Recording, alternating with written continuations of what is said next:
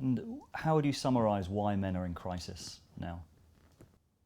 I think it's because in a deep level, the West has lost faith in the idea of masculinity. Now, that's no different than the death of God. It's the same thing.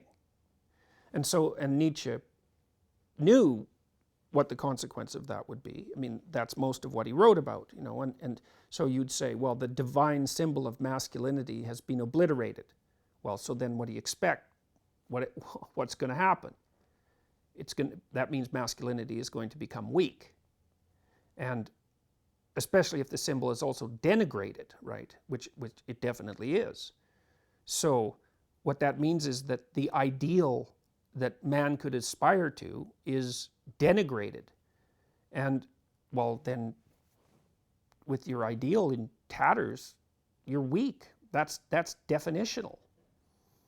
So I think the reason that men have been responding positively to my thinking, let's say, is that I don't buy any of that. I like the masculine spirit. It's necessary, and it's not fundamentally carnage and pillaging. It's not fundamentally rape culture. You know, it's not fundamentally world destroying. And all of those things all of those aspersions have been cast upon it. That's partly the guilt of Western society for technological progress, even. And those are reasonable challenges to be set before men, but they're not reasonable accusations to swallow without criticism. What is a masculinity we can aspire to?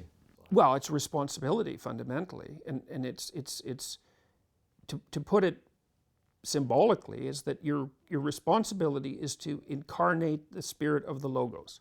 That's your responsibility. That's your role in life. And that is independent to some degree in whether or not you accept the idea of a transcendent and eternal reality. Now, I'm not making a case for that or against that. Those things are beyond human understanding. But we know what happens if people act poorly, if men act badly. We know what happens.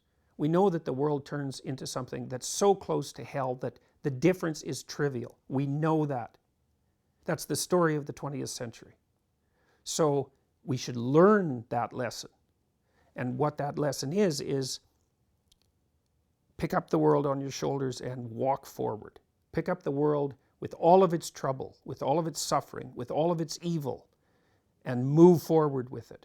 And in bearing that burden, learn that you're the sort of creature that can bear that burden and therefore deserving of respect. That's identification with the Logos. And I've never encountered an idea that's better than that, because it's so not naive. It's the opposite of naive. It's like there's terrible evil and there's terrible suffering. It's bottomless.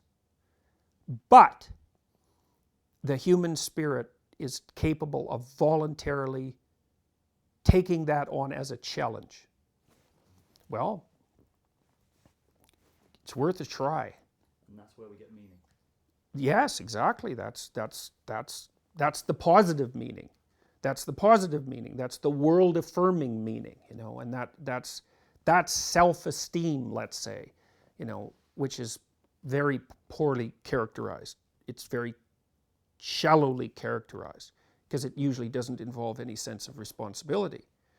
But, you know, it's obvious. It's obvious in some ways. If you look at the people that other people spontaneously respect, unless they've become unbelievably cynical, it's the people who adopt responsibility and deal with it competently. So it's not a mystery that that would be what you could aspire to. Now, it gets undermined if you feel that that force of responsibility is the raping and pillaging patriarchal culture that's despoiling the natural environment and that's equivalent to a cancer. Well, you know, no. I don't buy that.